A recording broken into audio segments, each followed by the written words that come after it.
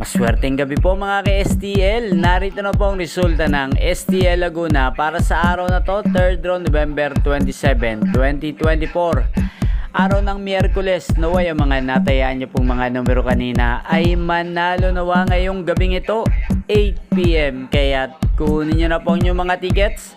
Narito na po ang resulta. Para po sa STL Laguna, 3rd draw result, November 27, 2024. 8 PM ang mga numerong nanalo, 32 at 27 in exact order. Sa lahat po ng tumaya kanina sa STL Laguna para sa 3rd draw ng 32 at 27, congrats po sa inyo. Panalo po kayo. At shoutout po natin ngayong gabing ito sa STL Laguna si Ate Lorna at Ate Luz. Shoutout po sa inyo, naway nasa mabuti po kayong kalagayan at sa lahat po ng mga taga Laguna dyan, lalong lalo na po sa aking mga subscribers na walang sawang nanonood ng aking mga videos. Shoutout po sa inyo.